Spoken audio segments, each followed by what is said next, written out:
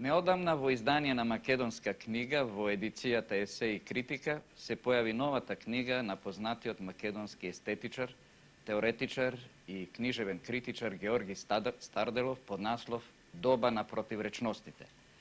Би рекол во самиот почеток дека книгите од овој вид се уште ретки во нашата културна и литературна средина, а и тогаш, кога ќе се појават, тие обично се одминуваат и премолчуваат. Поради тоа, добивме една книга која, без оглед дали она што таа го застапува е наполно прифатливо или не, може да предизвика одреден интерес и да подстакне на диалог и полемика. Новата книга на Старделов е составена од 3 посебни целини кои се речиси еднакви по обем, макар што се и нееднакви по содржина и вредност. Во првиот дел од книгата Старделов зборува за бројните противречности на нашето време, обидувајќи се во завршните делови на ова поглавје да го представи единството на противречностите и футуристички да ја наслика нивната синтеза во идното самоуправно социјалистичко општество.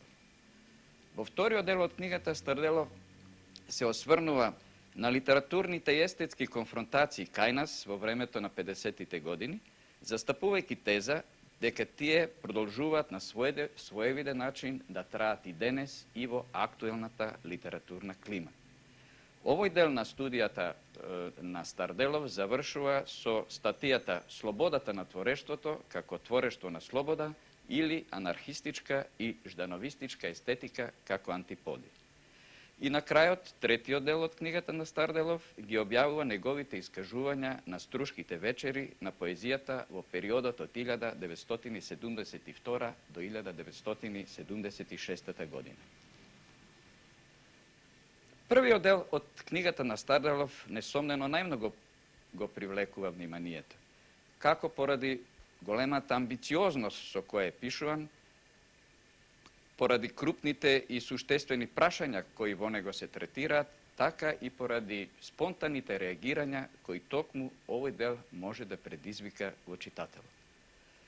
Зборувајќи за противречностите на денешното време, Старделов на различни начини воглавном ја варира мислата која извира од севкупноста на Марксовата мисла, според која изградбата на новото комунистичко општество нема да се сведува до унапредувањето на животот само на економската сфера, туку ќе резултира и со доближувањето на едно интегрално единство помеѓу материјалното и духовното. Тоест, ќе ги ослободи огромните потенцијални креативни сили во човекот поединец и во севкупниот живот и ќе го доближи животот и делувањето на човекот до царството на слободата и на креацијата, што е инаку иманентно на самата уметност. Веднаш да речеме дека при читањето на ваквите текстови дилемите не предизвикуваат самите визии на далечната иднина на општеството на ослободениот човек, ниту самите идеи кои без друго во оваа книга автентично се протолкувани, туку начините и доказите што ги нуди авторот во утврдувањето на своите тези. Повеќе прашања, повеќе дилеми изникнуваат на страниците од една ваква книга. Во рамките на еден ваков телевизиски приказ, ние ќе се запреме само врз 2 од нив. Најчесто во книгата на Старделов се појавува синтагмата старо и ново, при што не се доведува во прашање неговата определеност за новото, туку начинот и острата поларизација, често доведена до екстремност на овие 2 поими во текстовите на Старделов. Поконкретно речено, за Старделов постои само до Марксова и постмарксова филозофија, до Марксова и постмарксова естетика. Сета целокупна стара филозофија се определува како граѓанска и неупотреблива, а сета филозофија настаната во духот на марксизмот отаде како еднобојна, унисона, безконфликтна. Се разбира, на таков начин во филозофските медитации од ваков вид се открива еден филозофски и естетички вакуум. Се поставува прашањето со кого спори Старделов, бидејќи неговите главни опоненти во овој дел од книгата се италијанскиот естетичар Бенедето Кроче или шпанскиот филозоф Ортега и Гасет, тоест нивните текстови објавени пред повеќе од едно полустолетие, кои се повеќе кратно по наше мислење застарени и анахронични и за нивните некогашни следбеници и за современата марксистичка и теориска мисла. Отаде, над ваквите текстови спонтано никне прашањето. Ако токму во последниве децении марксистичката теориска мисла доби неспоредлив замав во сиот свет, ако токму во тој интервал новите истражувања ја унапредиле креативно марксистичката мисла, соочувајќи ја со актуелните проблеми на модерниот човек и модерниот свет, тогаш можно ли да се размислува за така круцијални прашања за кои пишува Старделов, на истите да се дава така аподиктички и категорички одговори, без да се одреди сопствениот став спрема најистакните прогресивни дострели на современата марксистичка мисла, вклучувајќи го тука и придонесот на југословенската марксистичка мисла, која, инаку, во книгата Доба на противречностите одвај и се споменува. Втората забелешка би ја упатиле на начинот на кој Старделов зборува за промените кои современата научно-технолошка револуција ги донесува по однос на можностите за техничка репродукција на уметничките дела. Не е спорно дека со новите технички средства и медиуми можностите за дифузија, а со самото тоа и за демократизација на културата и уметноста огромно пораснаа. Меѓутоа, работата не е во самите средства, колку во начинот на нивната употреба, во осуетувањето на манипулацијата со нив за различни цели. Да земе еден конкретен пример.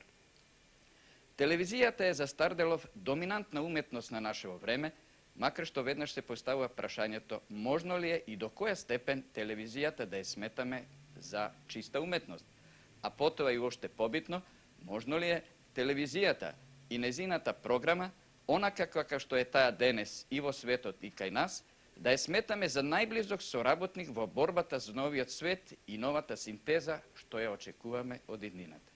Станува збор значи за тоа дека телевизијата сама по себе, како ново техничко средство и нов комуникационен медиум, сам по себе не разрушува старата уметност, граѓанската свест и старото општество. Напротив, ние гледаме дека телевизијата може да му служи на тоа општество и на таа свест и на таа идеологија, исто како што може да служи и на една етатистичка и догматска свест за незините цели и незините интереси.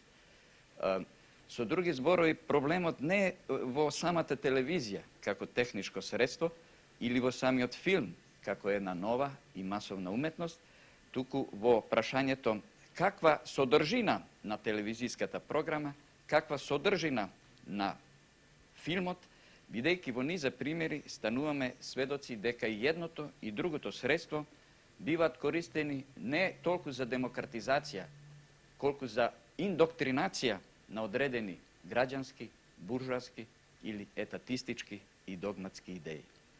Од тука ми се чини дека е во книгата на Старделов крајно едностран и произволен заклучокот дека новата позиција на уметничкото дело во епохата на научно-техничката и социјалистичката револуција сама по себе го отфрла ждановистичкиот постулат според кој во социјализмот може да доминира само еден единствен стил, како да соцреализмот не може и не се распространува ако веќе на него се инсистира и со старите и со новите научно-технички средства и како да неговиот крај ќе го донесе автоматски самиот технички развој, а не промените во општествената база и идејната сфера. Ригорозна е и се плашам крајно екстремна, дури игнорантска, тезата што ја дава Старделов за судбината на единствените класични уметнички дела во новото социјалистичко самоуправно општество. Тој на едно место од својата книга вели: се разбира, класичното, уникатно уметничко дело ќе трае субспecie eternitatis, но се повеќе ќе ја доживува судбината на орнаментот, кој меѓутоа смета денес на орнаментот како со уметност. Со други зборови, новите техники според Старделов ќе бидат во служба само на новата уметност. Како да уметноста воопшто може да биде така строго поделена на стара и нова, во апсолутна смисла, како да е таа продукт сличен на потрошните добра и како таква ја доживува судбината на сите модни новитети. Но од оваа теза несомнено произлегува дека сета стара уметност, а тоа значи и Хомер, и Фиди, и Данте, и Шекспир, и Бетовен, и Балзак, и Достоевски, ќе доживеат судбината на орнаментите, тоест ќе одат ад акта. Се разбира, на ваквите тврдења не е потребен некој посебен коментар. Марксизмот никогаш, а најмалку интегралниот, оној за кого инаку Старделов се залага, оној кој се остварува во името на синтезата помеѓу духовното и материјалното, и тоа пред се во едно самоуправно социјалистичко општество, немал негаторски и нихилистички однос кон уметноста на минатото. Тоа не му било својствено ни во најтешките моменти, кога самиот излегувал од пазувите на старото општество. Да се подсетиме само на упорната борба на Ленин со пролет култот, која тој водеше пред крајот на својот живот, а за такво нешто има уште помалку основ денес, кога и просторно, и мисловно, и идејно, и творечки, марксизмот нездржливо го шири своето влијание ширум светот. На крајот ќе завршиме со онаа почетна мисла на Стендал, што Старделов ја цитира во својата уводна белешка и според која секој автор, пишувајќи една книга, се однесува како секој војник. Или да биде ранет, или да загине, или да излезе од неа како победник. Сведувајќи го мислењето за оваа книга, би рекле дека овде не се случило ниту едното, ниту другото, ниту третото. И дека за книгите од ваков вид, кои расправат за многу сериозни и многу отворени прашања, за кои последен збор е дека не постои последен збор, многу повеќе одговара мислата на еден друг наш југословенски теоретичар и прогресивен автор во сферата на творештвото, кој вели дека во областа на уметноста и духот ниту една битка не е никогаш конечно добиена, исто онака како што не е и не може да биде конечно загубена.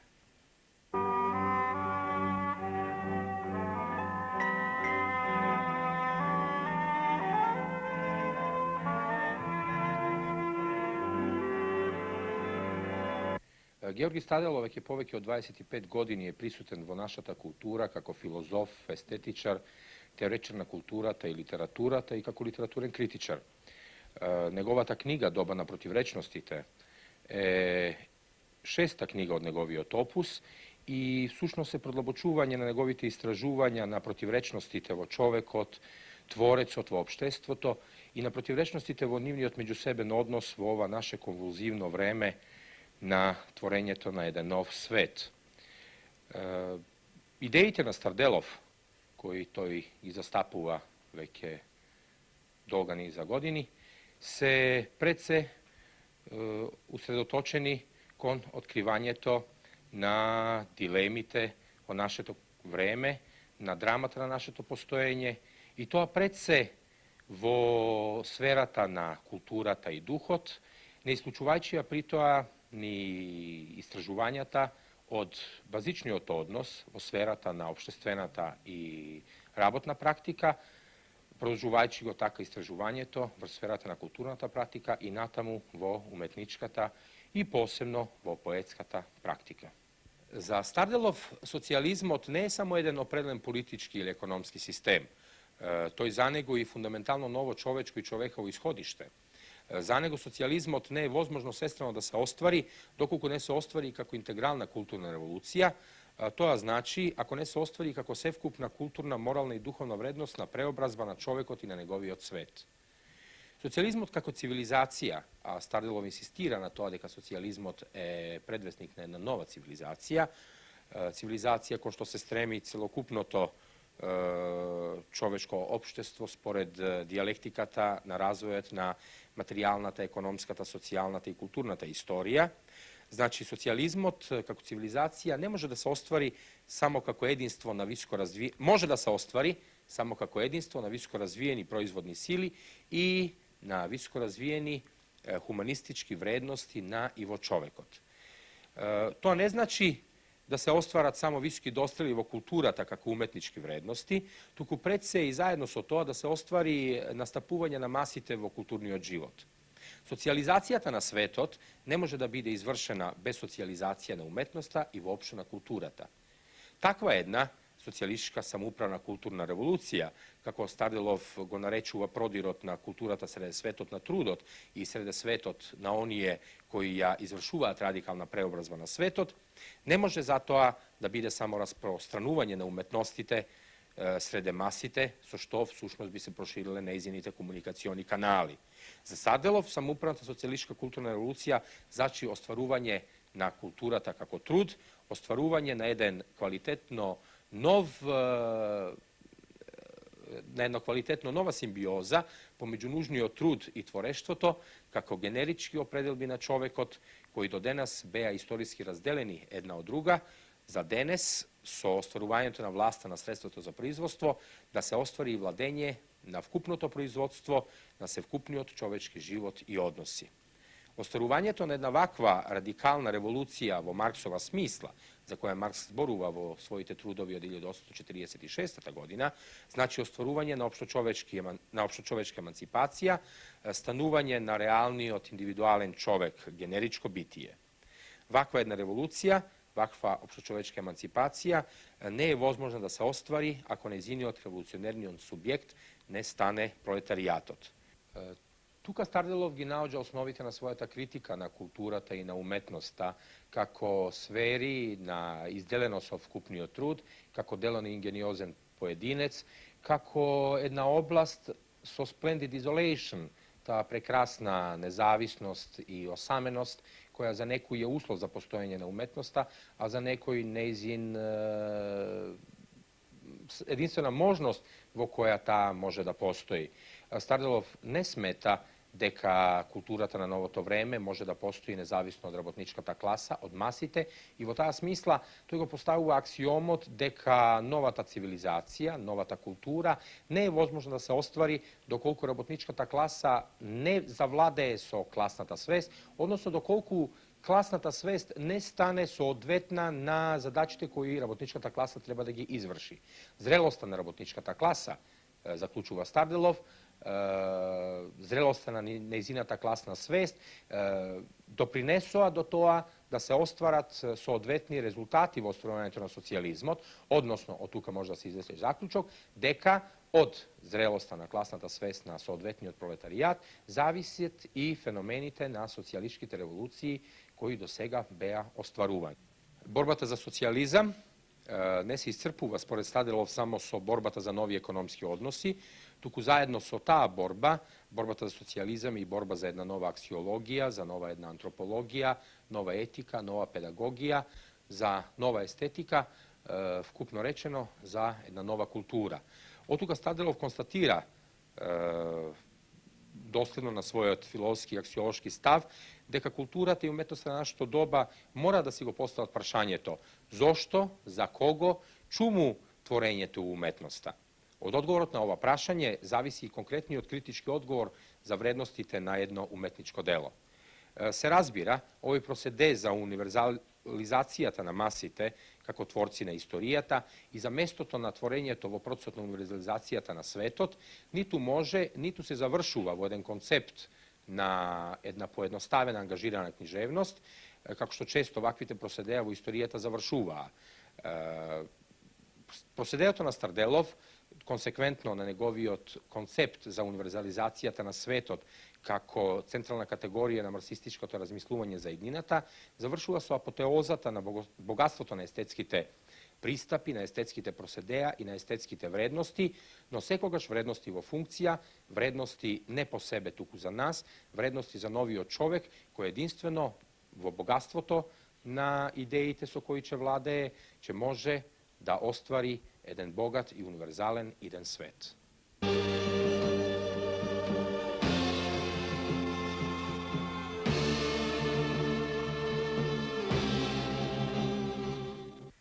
Kraj Bretanski breg sonot ќе ме склопи. Потем ќе спиеме бели и мртви. На морски предел ние зимски жртви. Ќе дојдат исконски, бретонски момци и ризести, строги девојки чесни, па ќекнат тажни небесни песни. Сал магла и псалми, морето јачи, а нас не носат на чамец од рози, со цвеќе, со страв, со бигорни солзи. Вилне околу ураган бесен, чамецот јазди над морските бездни. Јуриме ние две згаснати цвезди.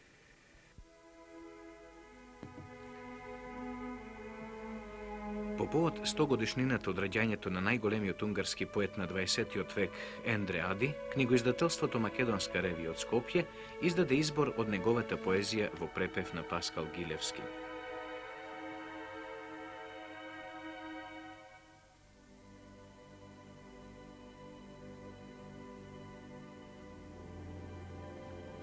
Ендре Ади е роден во 1877 година во Ердминсент, во сиромашно благородничко семејство. Се школувал во колегиуми со демократско-опозиционистички дух. Подоцна работејќи како новинар во провинцијски градови, Ади се запознал со идеите на граѓанскиот радикализам, а во Париз, каде што престојувал неколку пати, со социјалистичката мисла и со модерните уметнички стремежи.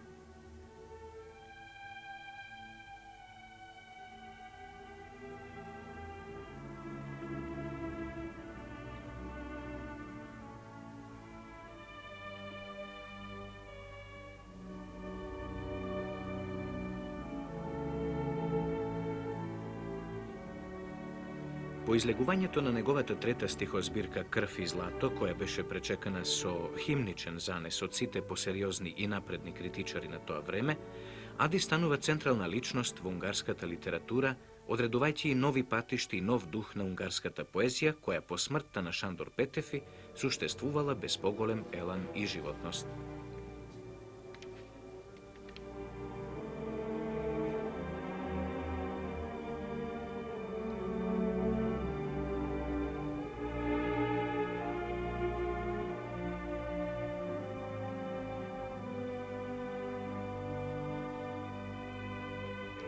Славата на Ади блеснува одеднаш по судбоносното познанство со прекрасната дама Адел Диоши, која тој ќе ја нарече Леда, со која ќе го сврзи 10-годишна страстна и драматична љубов, неколку пати одејќи по неа во Париз, каде што таа живеела, следејќи ја на неколкуте нејзини патувања, издигнувајќи ја до символ на убавината и колнејќи ја со 1000 клетви, создавајќи ги на тој начин, како што смета и Мирослав Крлежа, најнеобичните љубовни песни во светската поезија. Дури во неговите подоцнежни песни, инспирирани од љубовта спрема неговата сопруга Чинска, ќе стивне неговата љубовна страст во нежни и топли стихови, но од друга страна ќе достигнат врв неговите револуционерни црвени песни.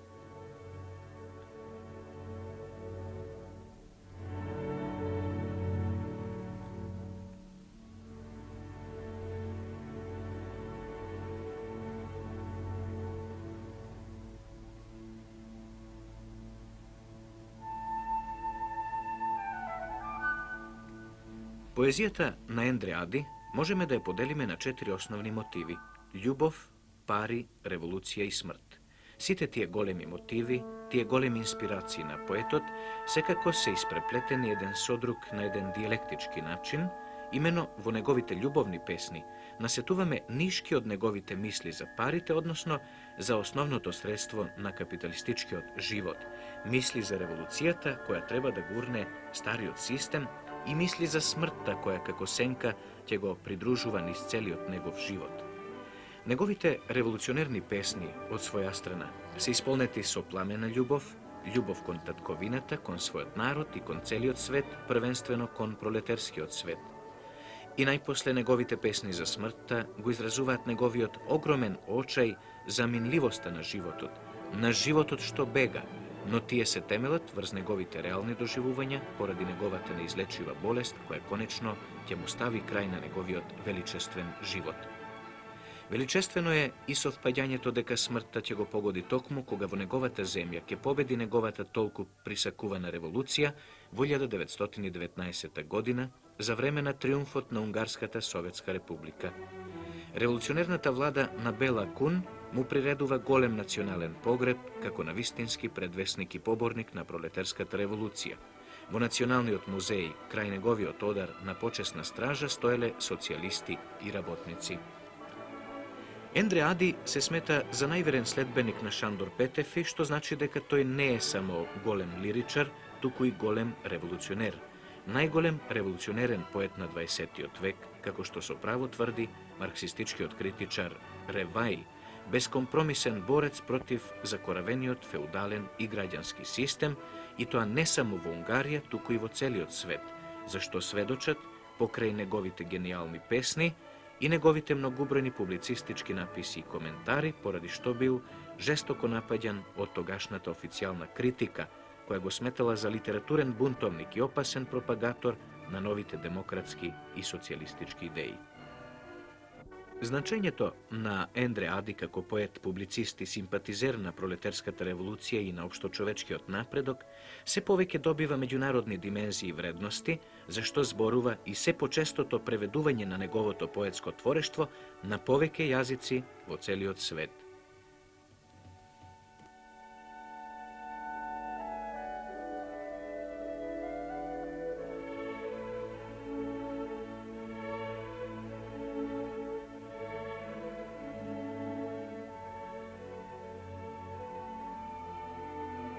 Седно му е на мојот слух, дали слас се смее или болка ечи, дали шуми крв или злато звечи.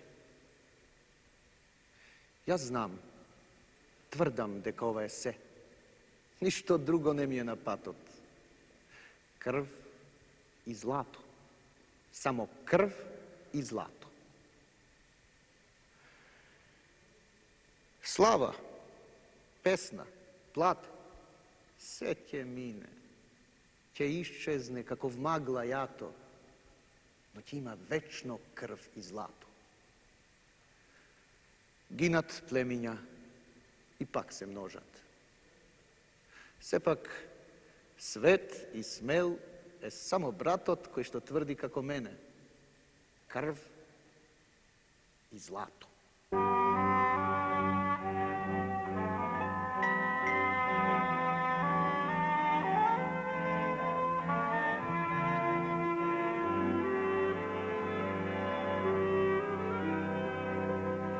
Потоа почнав да го распрашувам Борис Џонов. Кога го донесува во собата, се виде дека е многу тепан. Нозете му беа потечени и целиот беше свиткан, а по лицето имаше модрици и драсканици. Самиот Симеон Попов ми рече дека тој лично, заедно со уште еден старши стражар, го тепал со гума и дрво. Џонов не можеше да оди и него го носеа двајца стражари. Тој ми каже дека Симеон Попов сакал од него да дознае каде е магацинот со пушки, па затоа бил многу жестоко тепан. Џонов откажуваше да признае дека собирал оружје. 2 дена по моето доаѓање во Струмица од Валандово соопштија по телефон дека таму било задржано едно лице. Веднаш јас, полицискиот началник Симеон Попов, еден старши стражар и двајца полицајци отидовме таму да видиме кој е уапсениот. Во Валандово беше задржан Димитар Димитров, кој бил фатен во некое село од еден албанец, чие име не го знам, а кој потоа беше сведок за време на судењето. Димитар беше тепан во Струмица од мене, Попов и од еден стражар, и тоа со гума. Во Струмица останав 6 дена и за тоа време ги распрашав сите и се вратив во Скопје за да го известам Стоилов. Во Скопје го известив Стоилов за резултатите од истрагата во Струмица и му кажав дека Попов ги растурил во мавање уапсените и дека токму затоа не можат задржаните да се испитуваат.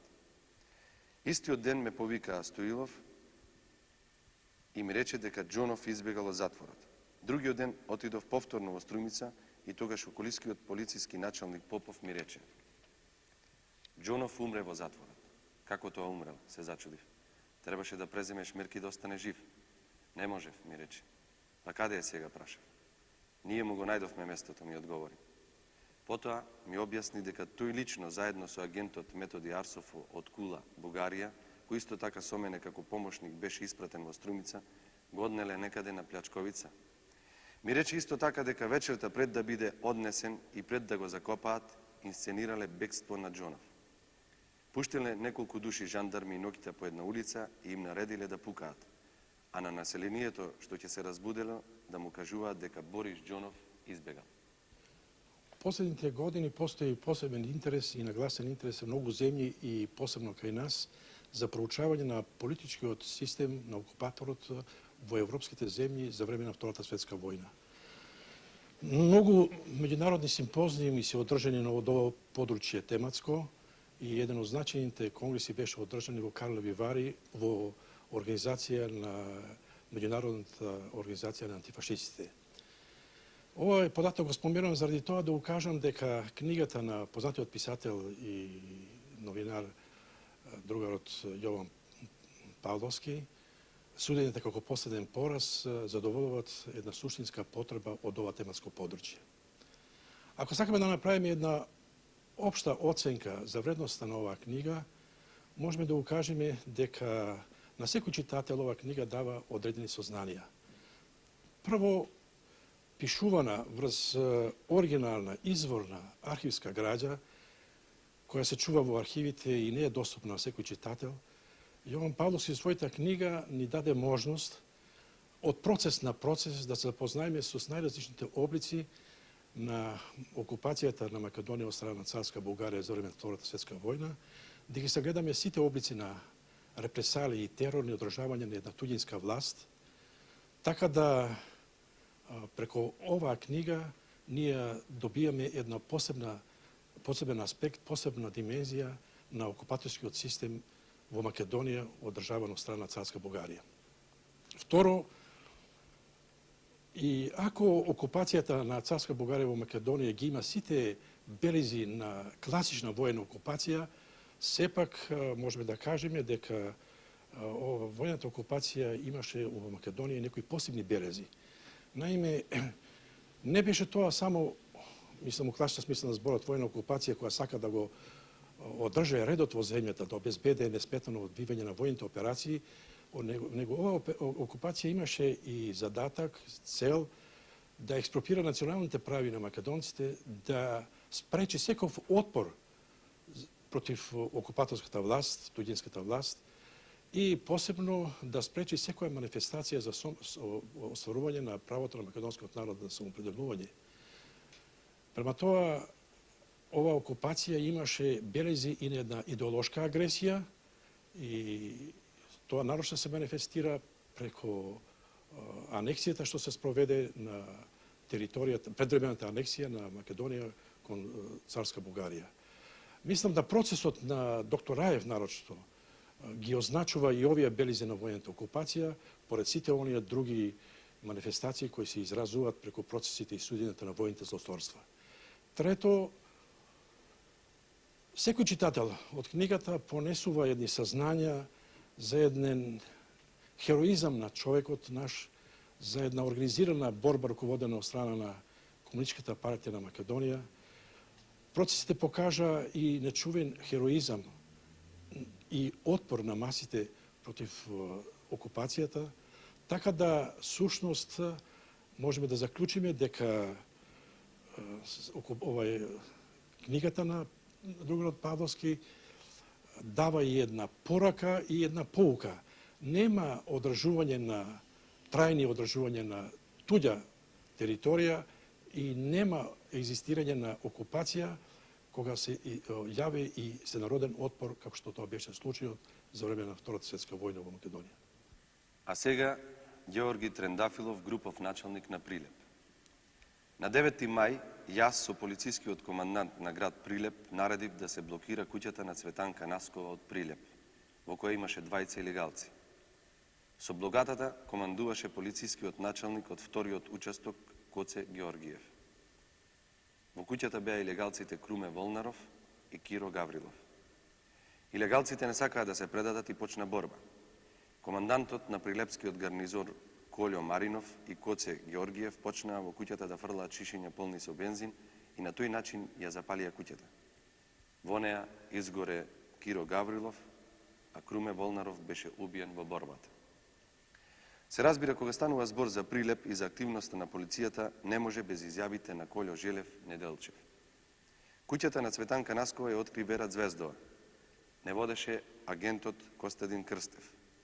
Први ни ја блокиравме куќата со 30 души полицајци.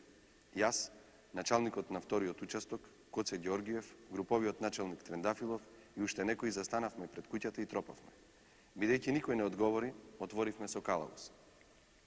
Јас со началникот Георгиев и со неколку други агенти влеговме внатре и видовме дека една маса беше поставена под таванскиот отвор, а тој отворен и беше јасно дека некој е горе.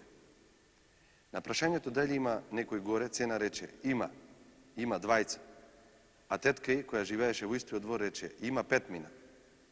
На Цена и наредивме да се качи на таванот и да им рече на тие горе да слезат, но тие не слегуваа. Тогаш Коце Георгиев и еден полицаец пукнаа со револверите, а партизаните отворија оган. Тогаш ние излеговме од куќата и веднаш тие скокнаа од таванот и сакаа да избегат. Така се отвори борба што траеше 4 часа. Трендафилов телефонски побара помош од војската и пристигнаа околу 40 војници со мајорот Димитров на чело. Почнавме да фрламе бомби, а Маринов, кандидат офицер, фрлаше и шишиња со бензин. Така ја запаливме куќата. Тогаш чувме дека некој од партизаните од куќата вика: елате да видите како умира партизан. Ова стана на 9. мај 1944 година. И само неколку реда изјава на Танчо Станчев, областен полициски началник во Битола, како документ. Веднаш заминав за Прилеп. Куќата веќе беше изгорена и бидејќи беше доцна, наредив утре да продолжи истрагата. Утредента бев информиран дека во куќата имало 5 лица, од кои 4 изгореле, а едно било убиено при обид за бегство.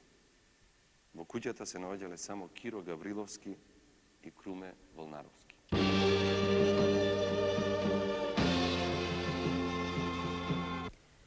Цвета Коцевска е главен уредник во белградската издавачка куќа Народна книга. И оваа издавачка куќа веќе неколку години поред во својата едиција Наши видици издава и автори од македонската литература. Како се дојде на идеја за покренување на оваа едиција? На идеја за покренување на оваа едиција дојдовме уште во 1972 година, кога имавме многу поповолни услови за работа, кога се создадоа и општествени услови за меѓусобно запознавање на културите на нашите народи. Именно нашата издавачка куќа Народна книга сакаше да даде и свој придонес кон тоа што го што го нарекуваме заедништво на нашите народи и одлучивме да направиме една едиција која систематски ќе се занимава со објавување на современата литература на нашите народи и народности, што се создават на македонски, словеначки, албански и унгарски. До сега имаме објавено околу 60 и неколку книги. Мислиме дека таа едиција ќе живее и натака и имаме меѓу тие книги голем број македонски автори. Кои книги излегоа тогаш? Меѓу прозата излегоа првите книги, тоа е Со Живко Чинго почнавме со неговите Сребрени снегови, Славко Јаневски, Омарни ни ги објавивме во првото коло, тоа Радиовце од Јован Павловски и уште така некој вике 5 години има од тогаш. А после тоа После дојде тоа ни поезијата. беше втората година, годината ни беше на поезија. Се појавивме со избори од творештвото на нашите најпознати врвни поети, од Радован Павловски, Славко Јаневски, Блаже Конески, Ацо Шопов. Го објавивме тогаш и од поезијата на Јован Котевски. Исто така. Тоа беше првото И коло. Матеја Матевски. Да, првото коло од поетите, а еве сега веќе го имаме и второто коло, тоа се овие 5 knjigi. Mihail Rendžov, Gane Todorovski, Ante Popovski, Petre Andreevski i Atanas Vangelov. Ова навистина е едно, може да се каже, комплетно на некој начин представување на македонската поезија на југословенската читачка публика. Кои се вашите идни планови?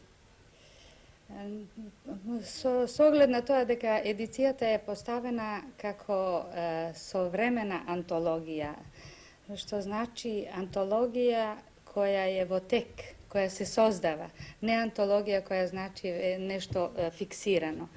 Но амбицијата на едицијата е прво, на две карактеристики има. Прво, да ги прати авторите така како што се појавуваат, мислам делата како што настануваат, и да ги лансира, така да речам, послободно имињата на авторите.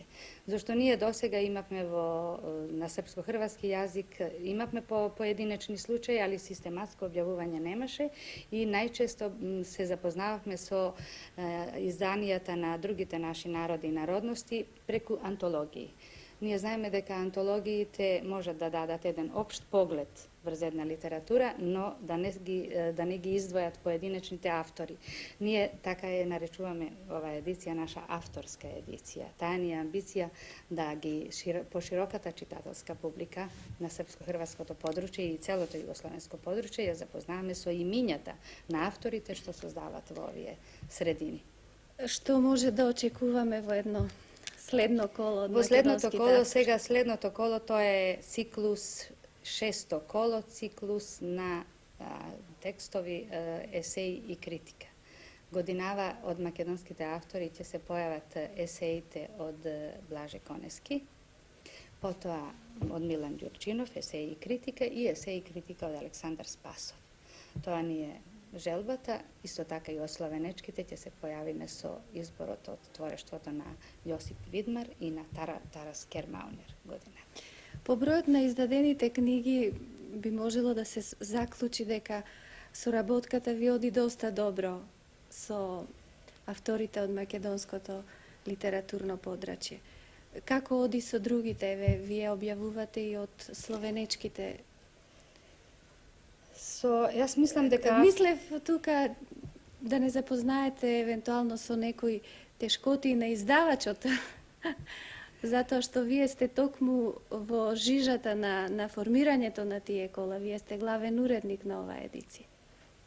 Не можеме да се пофалиме од сите средини дека имаме на еднаков прием.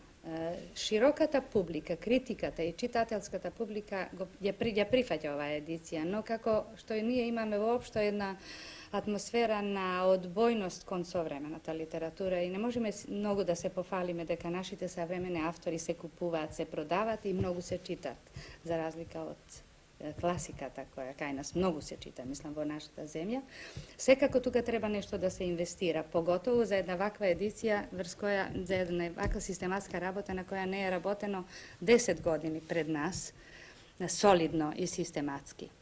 И ние сега баравме помош од сите средини, во Србија најмногу добивме помош и најмногу разбирање, зашто од овие книги секоја година ни се откупува по 600 до 800 примероци од СИЗ на заедницата на културата на Србија.